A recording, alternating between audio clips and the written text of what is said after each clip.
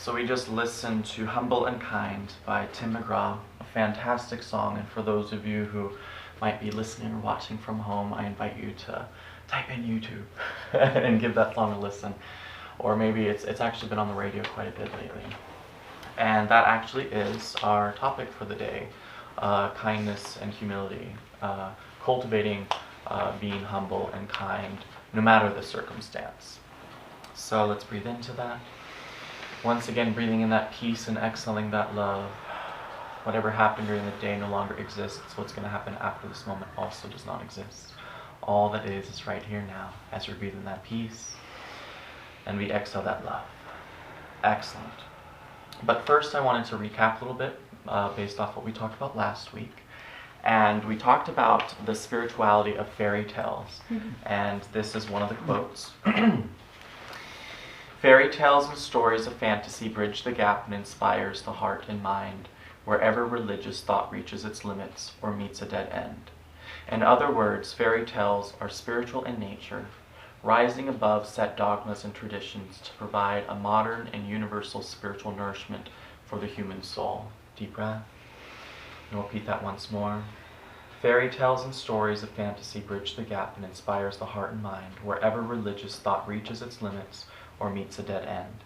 In other words, fairy tales are spiritual in nature, rising above set dogmas and traditions to provide a modern and universal spiritual nourishment for the human soul.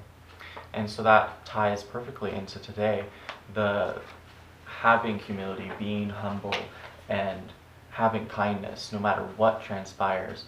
Again, we see that in a lot of fairy tales. And even just this song, you see that in so much creativity and inspiration and in art. There's always a story to be told.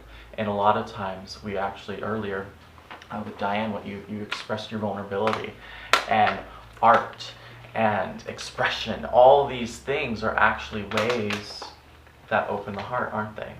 And so before that, little plug for Brittany Love. Diary of a Starseed, Part 1, The Initiation, now available on Amazon. Which is Brittany's own story and vulnerability. And that's one of the things I love about this, is that just the opening of the heart and letting it all hang out. And the beauty of wearing the heart on the sleeve, not because we're overly emotional or not because it's a weakness, but because it's actually a strength.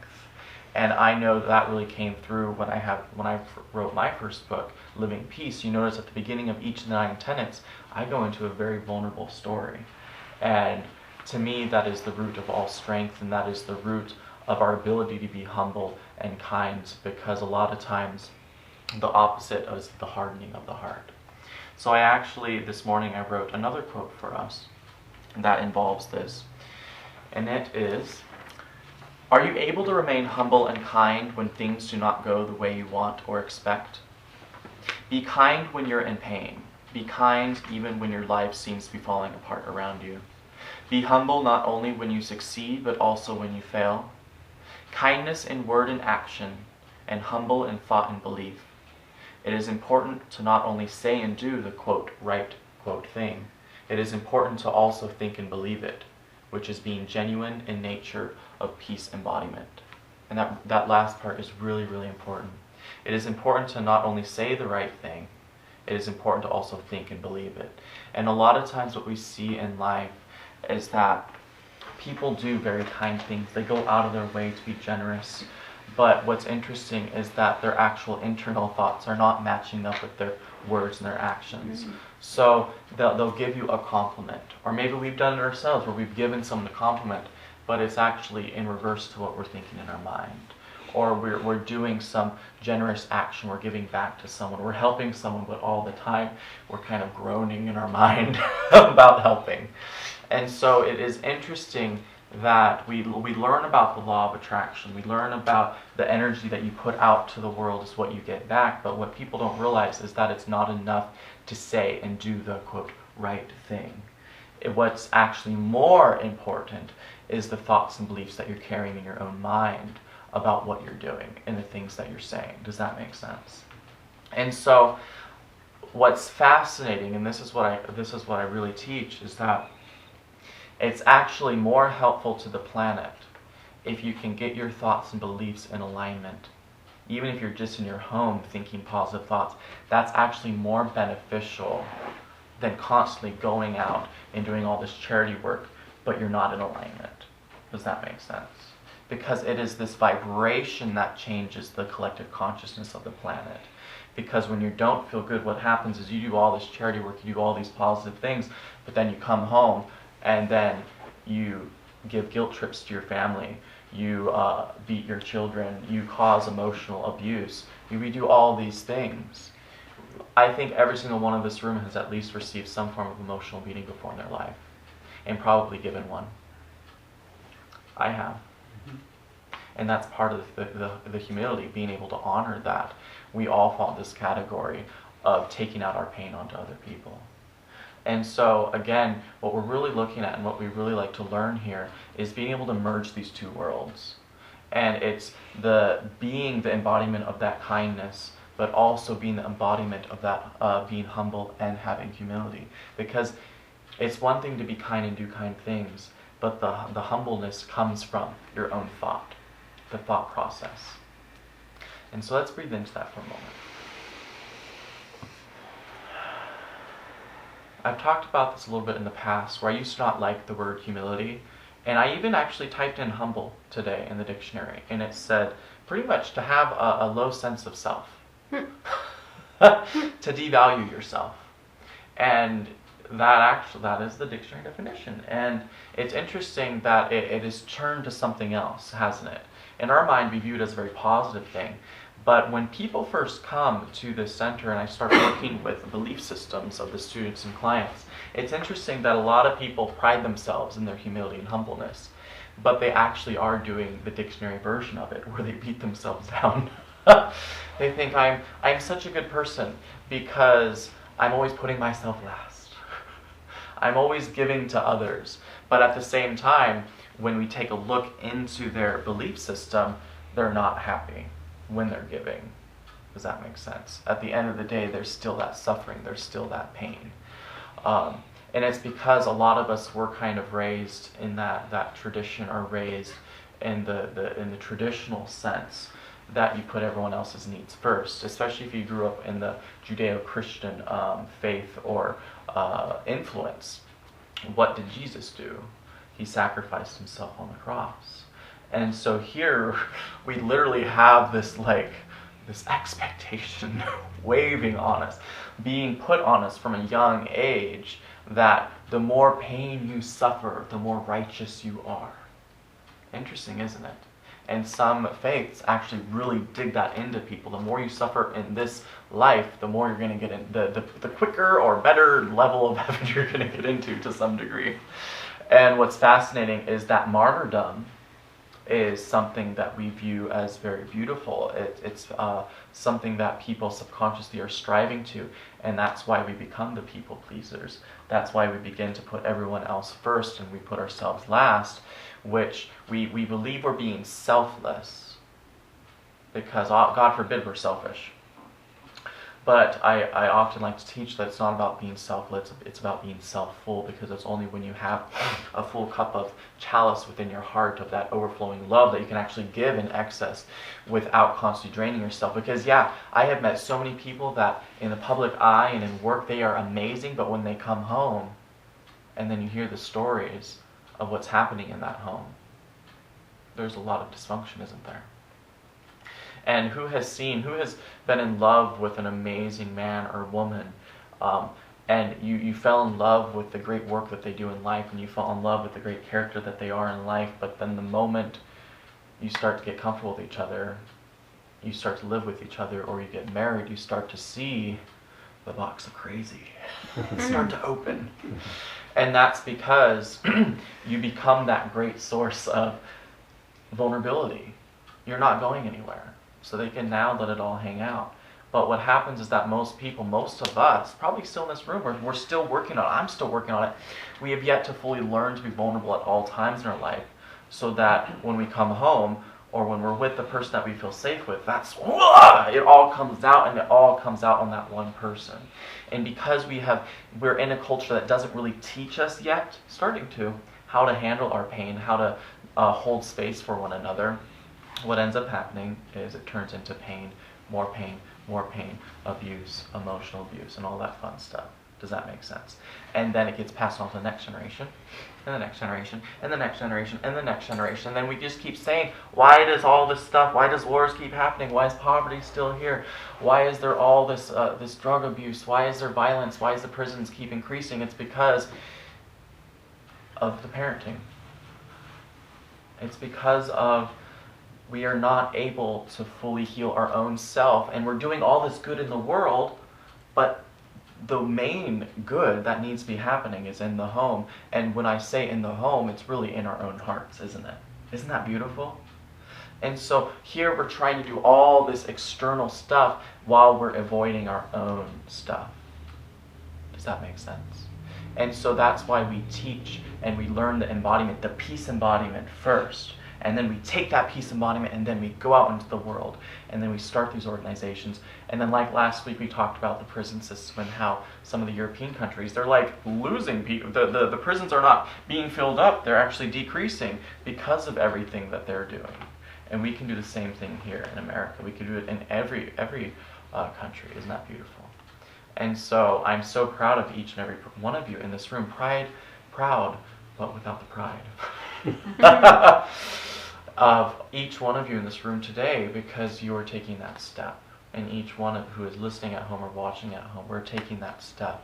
And so when you can mirror and learn that these two things work in harmony, the kindness and also the humility, that's when transformation occurs. So let me read that quote once more. Are you able to remain humble and kind when things do not go the way you want or expect? Be kind when you're in pain. Be kind even when life seems to be falling apart around you. Be humble not only when you succeed, but also when you fail. Kindness in word and action, and humble in thought and belief. It is important to not only say and do the right thing, it is important to also think and believe it, which is being genuine in nature of peace embodiment. Breathe into that. And let's take a moment, because what's interesting is when things do, I've known many a human that they are the sweetest peaches until they don't get their way. Who has been there? Who has known someone like that? We have probably all experienced that to some degree, that when an expectation of yours does not follow through, we become the grumpy peach.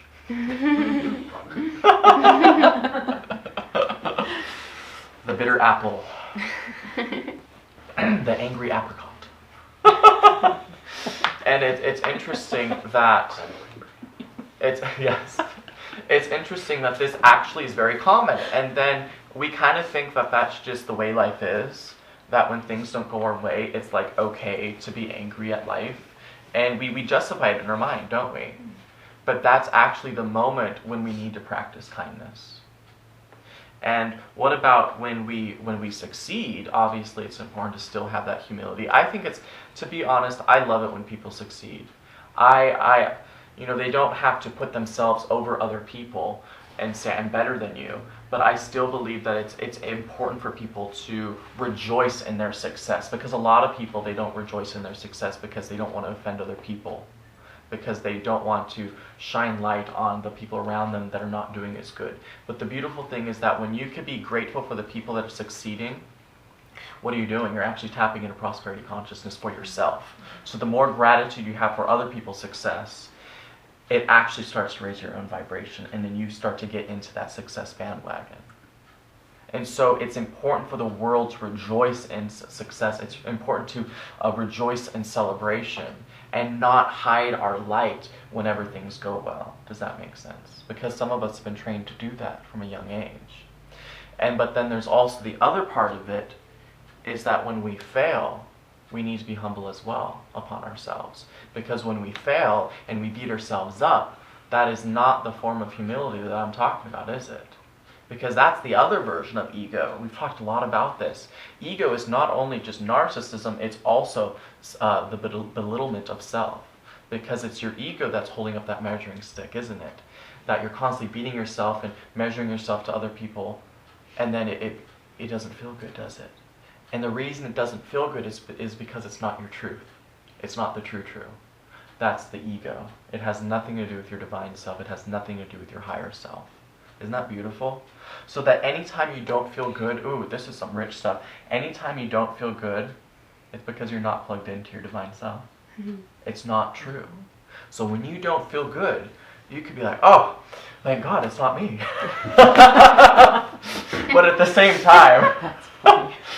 same time, it is you, in the sense that it's gonna, now that you have that awareness, you gotta take that extra step and say, okay, what is my true? What inspiration can I plug into that will help me feel good in this moment? Because when I plug into that inspiration that helps me feel good, that's the true. But it also has to be organic. Because if we're using substances or other things to make us feel that goodness, that is not you doing the work. Does that make sense? And so I think we've all struggled with that to some extent, be it alcohol, be it some form of recreational drug or hard drug, or relationships or sex. For me, food. You know, and so peach iced tea. Oh. Have you been to Carl's Jr.? So it is interesting that we have all these different methodologies. And so really just take a look at that. Take a look at where you escape at the end of the day, at the end of a long, hard day. So breathe into that for a moment. Are you able to remain humble and kind even when things don't go the way you want? That right there is what it's about. I invite each of us in this moment, to be really vulnerable for a moment. And stop making yourself feel good based off of the positive things you're doing in life. Because sometimes that covers up the mirror, doesn't it? You say, well, I'm very generous, I do a lot of good work, and I'm, all these things. But I want to take a look at when you're not doing the good work, when you're not being generous, when you're not doing charity, when you're not showing up. I'm talking about when no one else is around and the thoughts that you're thinking, or when you're just driving and the thoughts that you're thinking while you're observing life around you. That's the stuff that we want to really start to fine-tune. We really want to fine-tune the judgments that we're thinking. Because we all have ways to make ourselves feel good and make ourselves feel like good citizens and good people, don't we? And sometimes that's where the whole fixing complex comes from. I've been there. We're constantly trying to help our friends and fix other people's lives to make ourselves feel better. But at the end of the day, it's not about that at all. What it's about is being in our own alignment and sorting through our own muck to see, okay, where can I grow a little bit more? And then once I'm in that alignment, then I can go out into the world. But the truth is, I'm inviting you to keep doing that good work, keep being generous, keep doing the charity work, constantly keep being kind no matter where you're at, but don't let that blur the mirror to where it keeps you from doing the other work as well. We want to do both at the same time. I'm not saying stay in your room and don't ever go out into the world and help the world. That's not what I'm saying. It's do both. And don't get caught up in the activity, because when you're busy doing something, have you noticed you don't really think about yourself as much? And so we can really get lost in other people's business, can't we? And so it's important to have that alone time so that we can go through that and really be humble and be kind, not only to others but ourselves. The greatest kindness that is often lacking is the kindness that we have for ourselves, isn't it?